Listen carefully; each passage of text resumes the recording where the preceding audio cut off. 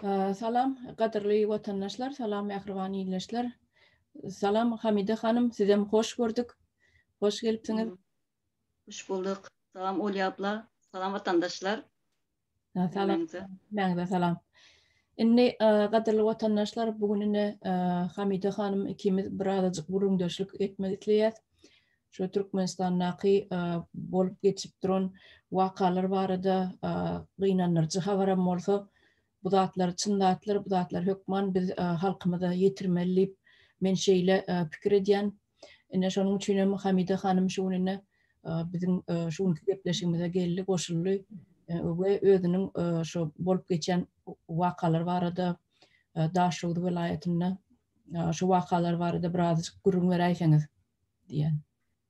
Ava vatandaşlar menen bugün köp yağmur yağsa darya yalı bolup galen göçelerimiz surata düşürüp video düşürüp gönderdim. Şuna köp ildeşlerimiz şu önkü çıkışında telefon numarından aytıptı mı?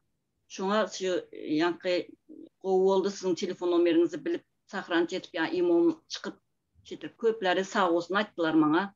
Şunam şuradan şolara menen bir sağ olsun aytayın dedim. Sağ olsunlar karşılıkta. Köpüsü telefonum aydanım qovu olupdur. Hemmesi ulaşıp başka yerlerden düşürelim deyip köpüsü ilalaşıp siz haklılığımızı aytıp hemme dertlerini aytıp nämet batıylar, fakirler. Halkın gödat yağmur yağsa darya yalı, yağmur yağmasa tozandan tuman basan näme yalı. Adam görüp olmaz yalı derecede tozanlar.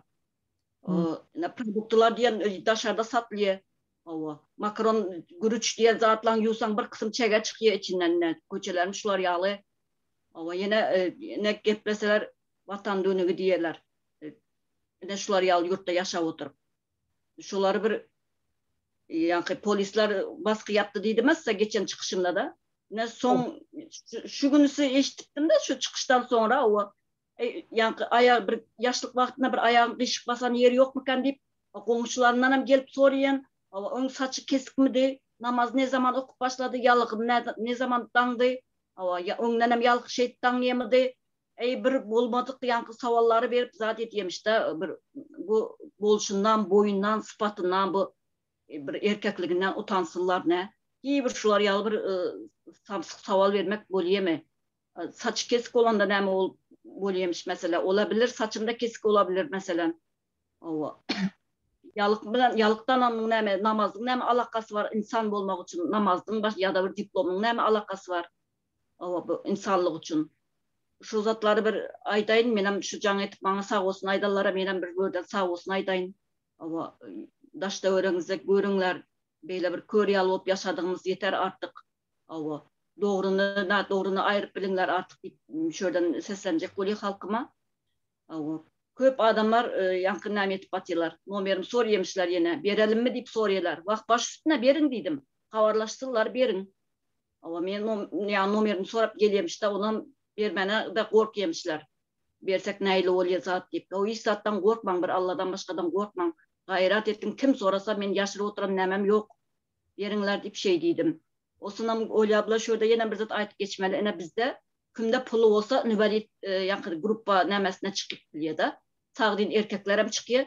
Yöne matkısını ayırtırıp çıkıp bilmeyen yankına doğup bilmeyen doğan vaktinde şöyle bileğize ekologiya yaman normal yankı doğumlar yok olan son şu matkalasına ayırtıp taşılan ayallar pulu yok olsa şu üniversitede çıkıp bilmeyeler mesela. Yöne sağdyn pulu kimin pulu olsa şular yazatlar modada biz taraftan ne? Şu zatları şu polisler şu hükümet işgärleri görmüyor mu kan şunu? O yer yekmeli olsan pul näme etmeli? Ekmeğin için bir uçaskı jaý salmaň için değil, onu ulu pullara satıyor onu. Yine ekmek için pul almak demek näme zat ne? Şular yalı şu näme ekmek için pul alýarmyşlar? Şu ekin mesela sen bir yıl yankı bir näme buğday ekecek bolýanmy ya da bir paxta mı näme olsa da şu ekmek olsa şu sen ekinin bolacak mı o yankı Neyle güzde yankı yağmur nemet sil alıp gidecek mi onunla iş yok sen önünden 20 milyon pul töleyin de tohumundan özün arayın o teknikasından özün suğuna da satın olaram özün nemedin ava Bä. ne şular yağdı da ava yağdaylar şuları her kim öz tarafının yağdaylarını ayçıttırı verse ne şu bir ayda otursa yankı kovu nemi tesir ediyor da adamlara.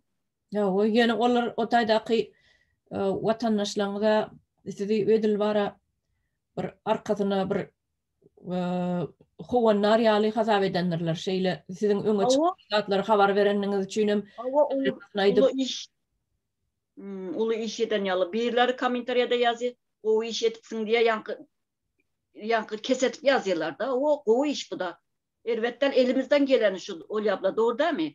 Ne doğru. biz adaletli, halallıktı ve hakikati şu nakş etme yoludur da bu. Nakş etip koyacak buluyorsunuz şunun yurtumuza. Halallık, hakikat diyen. Ne şunun yoludur bu ne? Allah. Bu da yankı önkü videomda da aytıptım ya yüzlü Allah korkusu var adamları yaşları yetiştirmeli yoldur bu yol. Allah. Doğru. Bu işler yankı neme bir yöneke video bolup bilir. Yöne bizi elimizden geleni şu bir adım başlap nem etmeli. Nememiz şu. Doğru. Yankı invalidini mesela gelemizde şol katı gıynanırcı da şu ayalıyların yaş başından yankı ayal organlarını ayırdiyan ortalar bularam soňundan çağa doğru bilmän olam men kän gabat gelýärdim da şu Türkmenistanna bir çağa iki çağatı bar ýok ol senden käbir sorabam duranoklar ayırmaly diýip bara edil operasiýony stol alyp aýyr berýärler de şol ýadyma düşýän datlaryň köpsi ine şolar ýadatlar bilen baglanyşykly da ine bir işgärimiz bardy. Yaş gelin bir 30 ýaşandyr ýa ýaşanam däl 3 sanjak çagasy bardy. Onuň şol etegi gidip durman, onuň haýsy doktory barsa, bunu aýyrmaly diýmişler-de. Aýyrmaly matkaň düýbünden aýyrmaly, iç goşuň aýyrmaly. Hawa gandyrmak üçin diýmişler. Indi başga usuly şo oturup pikir edýän, näme başga usuly ýokmy onuň? Hökman aýyrmaly. Şol aýrandan soň gandyrmaly. Şeýlemi? Onu bejermeli zat ýokmy olaň kellesinde? Ine öýlerim wraç da, ginekolog wraçlar, akşer ginekolog wraçlar bar bizde. Ondan soň Türk o mahallar Türk hospital bardy Aşgabatda. Ondan şoňa gitdi bu. O ýerde Türk doktorlary bar eken. Şo mahallar Türk doktorlary bardy, dogrudanam. Açylan wagtlaryna. Ondan şoňa gitse aýyrmaly kim aýtdy aýyrmaly lipdir. Oň ödüniň liçeniýeti bar diýip, onuň liçeni beripdirler şoňa. Ondan soň gyny aýyrmadylar. Şol liçeniýe bilen gowlaşyp gitdi gön bir aýyň içinde. Ne geçen videolarında da hepiniz böldüm bağışlan. Geçen videoda gittim ama yankı nemeler bayınsalarım düşürecek zat deyip var yani mekteplere düşecek. Ne düşürmesem suudnama suud etip duran zaten Süleymancan'ın ya videosunda ecesi vlajny salfetka uzaltıyor. Köprek bolupdur yankı kutarsa yine getirecek diye de fakir biliyorsunuz mu? O elinin kırmızı bilen o savunlu vlajny salfetka var ya. Onun nämesinde savun var. Mesela onu spirt yankı medisinski nämesi olmuyor mu özünün tahta yankı abravot nämedilen nämesi bolýar özü. Spesialny kolun urmak üçin yankı spirlen nämesi. Olary ýok ne ejesi özü her kim yoksa yankı çağalar yani bansalary bedava yankı besplatny dip näme var bizde aslında. Ýöne olar ýazat ýok. Biz bedava besplatny näme hatta ki bir tişini sorçan bolsam ya çağalar o yankı süt dişi oluyor ya. Şunu vaktinde gözü düşmese şunu barıp soğurtup bir yankı tekşirttirmek için kullanıyorlar mesela. Näme bolupdur şunu bilip bermek için ne? Biz çağalarımız erkek de küçük vaktinde süt dişi oluyor. Onu damarsız oluyor da o biraz koparıp näme etse doktorlar koparılıp yerinde çıkıp gelen o normal çıkıyene. Onlar yalzat yok. Ne şu Krastina Podadanigini gördünüz ya yatan Pahir Süleymancan'ın. Ne suudnama ne şunu video düşürmem gerek yok aslında. Cezayir'de o salfetka biterse diye yine getirecek beni diye. Onun sastavında savun var ya savunlu salfetka o. O yörite özünün nämesi olmalıdır, bayınsa diyen zadım. Ona sterilni sakyatka değil ya, sterilni. Sterilni, ava, şunu unuttum, ava. Nece yağdaylar, ava, şu bu hükümet işgərləri bu bizim yurtumuza bir kefen piçiktir diyen de, men aydiyen de. Bu kefenden biz mertlerce tutup yırtmakta biliriz aslında. Özlerinin başına giydireriz bunu. Bu seyredin de bunları yalı bir yaşamak oluyormuş. Şunu bilmeye halkımız. Şu salfetkasını özü eltmeli, bir ukol almalı olsa da öyüne çağırıp aldırtmalı. Onu bayınsa varmak diyen zat yok. Skor pomoş diyen zat yok. Köynergençte vapşe hiç ön sayuzdan kalan nemeler yok diye. İki maşin bolup bilir bir şakara. Osnam şu yankı kadimi yadgarlıklarımız var da şoların yanına stayanka yok bizde. Biz köynergenç bir şakara bir ova deline. Şunu bozulsun deyip yalnız bir saniye stayankanı getirip koyuyorlar da. Yok başka yerde. O da hiç sabor yok. Yankı muzeyimiz var bir tane. Şunu da düğbünde o maşin geçiverse o yıkılıyor ya yanından bu. Yankı minar nemelerimiz var. Gök gümbez deyip 360 yankı nemelerimiz de yadigarlıklarımız. Eski yankı nemeler kadimi. Şoları yanından zıplap maşin geçip duruyor. O başka memleketlerde onların yanını uğramak için maşin geçirmiyor onların yanından. Yani şöyle öylerine yıktı.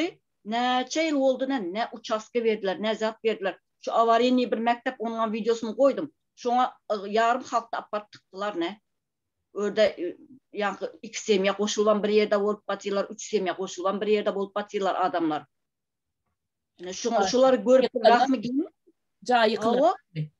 Ava yıktılar. Şuradan 360'dan kuvvetip yankı nemi salacak deyip. Nemi bir kuruluş edecek şurada deyip de bir planlaştırıp zat ettiler. Onun bilen ilallaşmadılar ya gelen taşar yurtun firmaları bilen. Hadise bizim öz Türkmenistanımızın yankı nemesini materyalını alıyorsunuz diye de stroy materyalları. Görseniz armaturalarım sozuluyormuş da biliyor musun? Armatür sozulandan sonra başka neme satına bakavereceksin. Bunun bular yalı, onun olar yalı deyip. Armatol sozulandan sonra ondan şettir olalaşmadı yöne halklık içinde agitasyon yürütüyorlar. Şu 2 metre aşağıdan su çıkıyormuş, bolmaptırmış. Özleri alalaşmıyorlar da. Yöne şular yalı yani halkın arasında gepnem ediyorlar. Bahana. Olar yalı halkta oynaklıyorlar. Olar yalı bir oyuncak neme yalı da halk bular için. Başı olmasa gurulaş diye. Şulon ediyen işlerin var. Men hayran alyan şu yokordan bir buyruk gelse aşağı çenne barıp yetiyam yetenok mu ol başını yerde kuyruğunu yerde yokordaklara aşağı haber veriyor aşağılara kellesine gelen ne diyorlar ol düşünür yerler bir yıkmalı yumurmalı plan düzdüküne şu yerine plan cahit almalı aydıp oturman kayında köyde oturman ekidip traktörle yıkıp görürler cahini o aşağı taraflar daha o plan haçan düzülecek proyekt haçan kurulacak hisat belli değil tek ağzından çıkıp çıkmaya gidip yan cahini yumurup görürler ne hemen alamak yok öyle abla bizde yumurmağam yok şu önkünemeler yöne şu Aşkavat'takilarda ne için yumur diye o Eskişehir diye dünyanın her bütünde var. Eskişehir'de kuruyorsun. O teze Aşkavat kuruyorsun. Nece teze Aşkavat kur? Yergit mi? Yergit mi? Nece bir gezekler, 2 gezek, 3 gezek öy yıkılarlar var ne? Azı şu adamlar neydi ne? Men şu öyüm yıktı deyip zaten çıkan adamlar yok mu ne mi diyen ne men aydın? Şu adamlar çıksın ne şuradan sesleneler. Ne çekese öyünü yıktılar şular. Hiç hem hakkı yoktu şunu. Öyünü yıktı. Şu Aşkavat nemede şeyle değil yani yerde cahit alıptılar millet. Katı kovu cahit alırlar. Şu 2000 yıllarda talırlar da 2000 yılın başlarına şu 2000 yıllarda şu talada talanlarını cahilleri katı kalın kovu edip betonla kovu edip talırlar cahini. O bakalım neme vardı? Niyaz dövründe bir yaşmaklı hekim vardı. Yaşmak yaşınyadı o ayal. Onun tırnaklara da varanda yaşmak vardı ağzında. Onun şonu nememişin şu gıpçak ovadanmışın. Şolamışın gaynağa sökmünü yaşından oluyor da anne. Türkmen çaydangda. Onun şonu bir ayal maşgala adamsız da onu yalat edilmedi. Onun öyünü oşa tüpüğü var ekeni. Alıp gidip şol ayalın ayağından attı da. Şol hekim ayal var hem yaşmaklı. Men Jaymurdan 4 çağam ile köçüde galym. Men bu neçenni maňlay dermi taçyp karwarnam alyp şu jaý gurdum. Senem onu ýyktyrdyň diýip gidip ayagyndan atdy şoň. Şu aýalyň ayagyndan atdy. Ondan soň onu bütün ahunlar malylar bolup tüwella barıp beýtme basyrma zat diýip şey diýip üstüni ýapdylar on. Ayagyndan degip dirdiler. Niýetinden meseleler var olar ýala o. Ana men magazinim yıktılar onam sapara bilen çıkışlarında aytıp berdim. Burada aytsam hazır ya vaktimiz gider. İki elime gaňaryp alyp gidip iki magazin yıktılar. Yani senin bir magazin bereli sen çağın nämet eklejek. O sen çöreginden galdyňmy? Yok. Hiç. Olar ýal zat yok.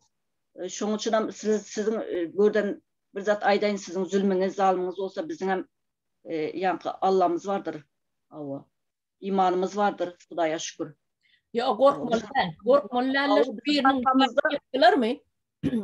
Kaptanlar goňşulary üýşüp hemmeti bile agdy bir bolup şoňa tarap bara garşylyk görkezmeli. Şol ýerli dişin gaýra otylar wah. Hemmesem oýaplar. Niýden nämet jäni bilmän dişin gaýra otylar.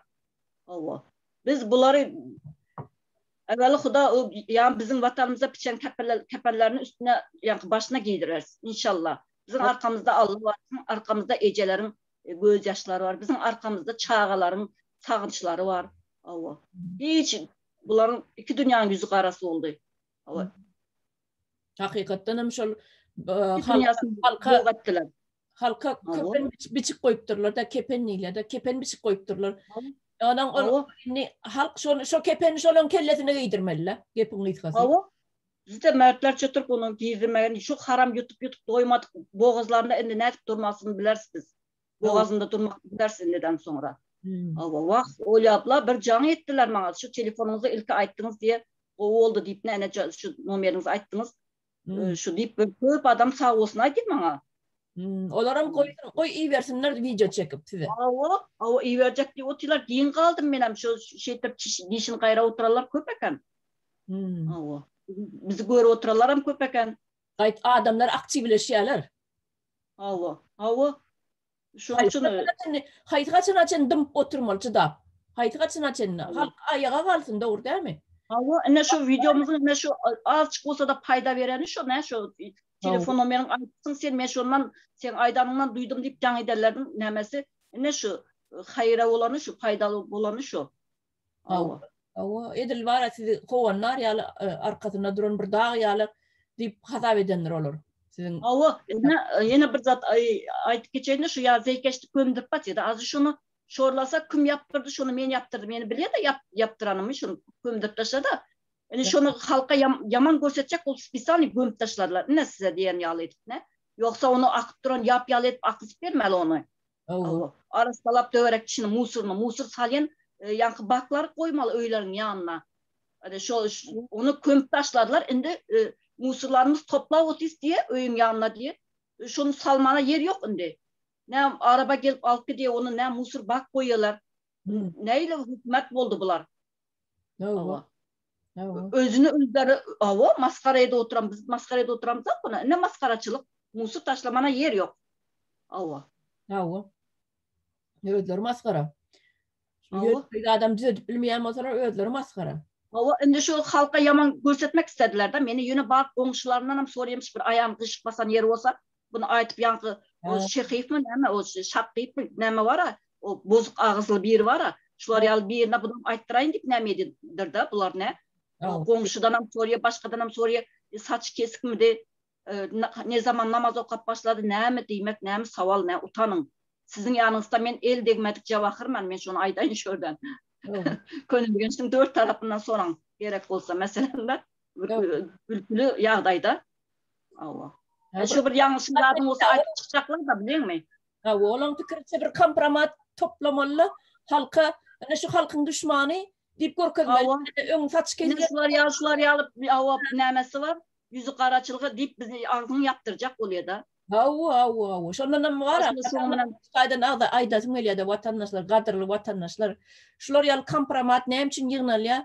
Ine şu Hamida hanım şu aňyrdaky bolup geçen natlary, zeykeşleri musuri basıp yatan yolları, öwliýalary, şol bazaryň içindäki ýap-ýaly bolup yatan joýalary, gazyklary, şolar palçyklary, şolary surata düşürüp ýiberen üçin indi şu Hamide hanymyň garşysyna kompromat ýygnaýarlar, ýygnajak bolýarmyşlar. Öň saç kesekmedi, ýa-da kelleýärleňe gedýärmi? Ha o näme işler etýärdi? Şu zatlar bardy goňşularynyň, golamlarynyň hemmelerinden torap çykypdyrlar.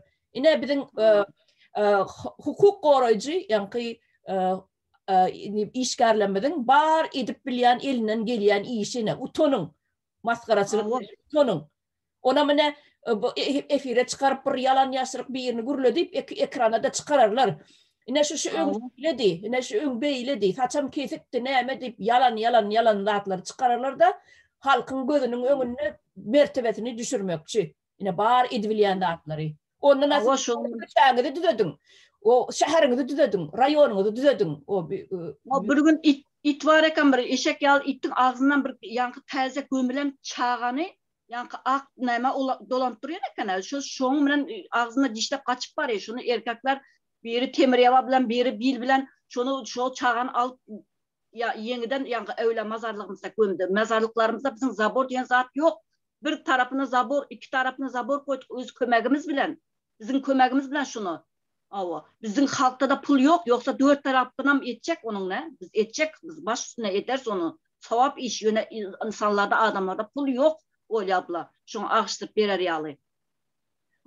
Şu yığınan awa yeni koy, awa çağa koyulan çağanı. Awa tezde koyulan çağanı. Awa öyleden alıp gidip paranı biz gözümüzden gördük. Awa şular yalı açıklık, şular yalı itler köp. Onam itlerden lom bilen urup öldürüyorlar. Onu yankı sahipsiz itlere bir cay salıp ya da onu doğurmen etip oluyor mesela başka yurtlarda var. Şu köpelmeyen yağdayı var şu köpeltmeyen. Şunu sen lom bilen urup öldürmeli mi onu? Kuvalaşıp geziyorlar yankı kampoz işgalleri mi, yankı brigadırlar mı? Her kime nalok veriyor, yankı neme veriyor. Sen palan it öldürüyen, sen tulan it öldürüyen deyip. Şu it pişikleri öldürüp geziyorlar lom bilen urup. Ne var onlar yalnız? Yeryüzünün awa. Awa. O sen it gerekli olsa sen bakıp bilmen olsan sen onu doğdurman bir zat etip bolýar onu medisina yankı näme tarapından. Köpelmesin awa bakmacaklar olsa. O hükümet awa. Ne? Yağday oýapla aýtsaň aýtyp oturýan bu bitjek näme däl. Bolanlar inni şol uğur tapıcı edip bilýän bar işi şol inni lom bilen urup öldürmeli köçäň haýwanlaryny. Ondan bar birbirinden bir günüsü var yankı magazinma ya afişe yazdırayın tutular dukanı deyip yankı surat çıkarayın oğlaların nemesine barsam şu öldüren itlerinin suratlarını çıkarttırıp oturuyor. Biri öldüren bolsa ona yanındakına da veriyor. O öldürülen bolup görsetiyor. Yankı suratlarını yankı neme ediyorlar. Birbirinden alıyorlar. O yerde de haramçılıkta yankı mesela falan 10 it öldürdüyse şunun bir 3'sünü öldürse 4'sünü onun suratından alıyor. Bunu öldürenini ona veriyor. Biliyorsunuz mu? Şu anda şettip sağını köpeltiyorlar. Şular yağday men kara gözümle görüp öldüren itleri görüp men ağla oturdum şurada. Siz neyle adamsınız deyin. Upullu yani koyun iyisi gelip duran adamlar yani şişka yani nemeler de brigadierler zatlar. Bu ne mi surat desem şu öldürüp gelin deyip. Ben şurada ağladım da şunu ne? Beni görüp din kaldılar. Ağlar yağlı neme. Yani şu erkekler bilmeyin. Biz tarafta adamların yankı nemesem yegişti mi?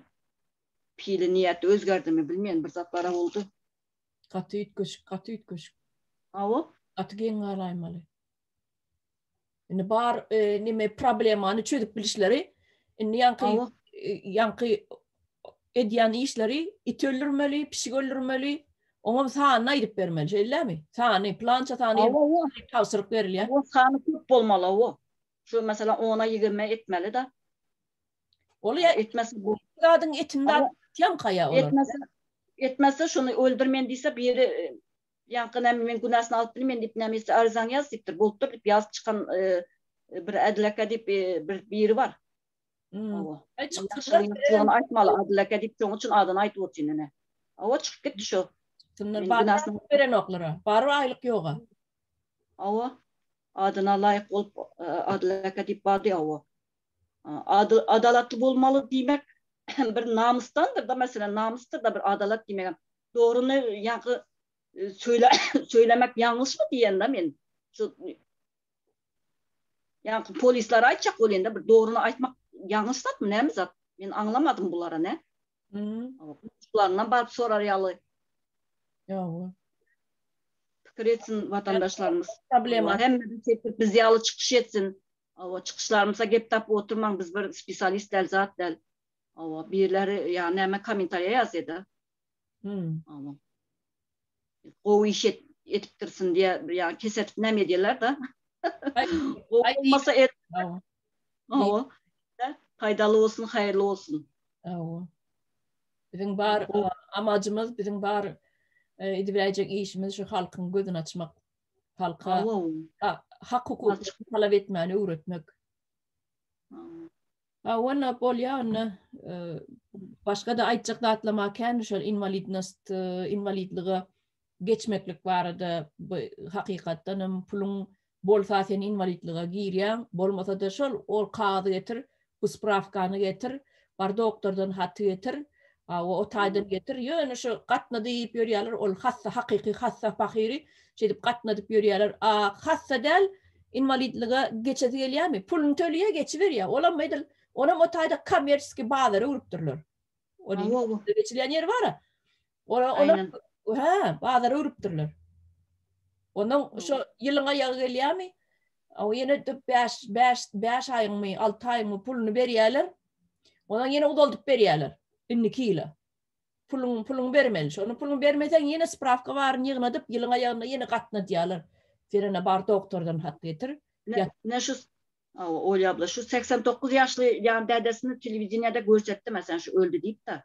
Ne şu Süleyman neresinde şu Türkmenistan'ın bayrağını bütün dünya tanıtacak diyen o da kahraman oğlan çıkar şu. Ne şu dişi aldıp ülkeden bulsa da şu kahramana şu spasmin oğlana şu. Mesela da pustim diyelim de onu urmattır diyen yağdaydı da şunam görsetsin mesela. Adamlar ne zamana kadar bu baskılacak ayağın altına. Doğru değil mi? Ne televizyonda görsetsin de oğlanı. Yoksa doktorları görsetsin de şu dişini aldırıp kan durmadı deyip çıkarsın doktorları televizyonaya mesela. Yok dedesini çıkarıyor 89 yaşındaki. Yalan intek ol diş soğurulup kan akıp ölüptür deyip bir de intek eştem yok. Ava yok şey deyip ava yani kınamet yalan şey yapıptır ahır. Dişini soğurdu deyip bir şey deyip çağırtıptır. Ava kan duranak deyip ecelerini. Şular yalı olsa doktor çağırsın çıkarsın televizyonaya. Açık versinler. O çağın intek ağır alınır. O çağın intek ne hakkını yerde yatmadı intek ol. Ben alırsın inşallah. Defip olsa. Onun ne Hamide Hanım son yine de gepleşimizde yankı invalidliğe çıkmaklık var da bir gurrun ederson. Tabi o hakta da aytmalı dağıtlar gatıken edilen bolyan pısıpıcurlukların ağırsı versi yok. Bugünlük çanlar şu yerde tamamlayalım mı? Bolya evet. Hoş sağ olun. Bolyan vatandaşlar yine de görüşeceğince hoş sağ olun. Dinleriniz için hemen de tanrılar kasın.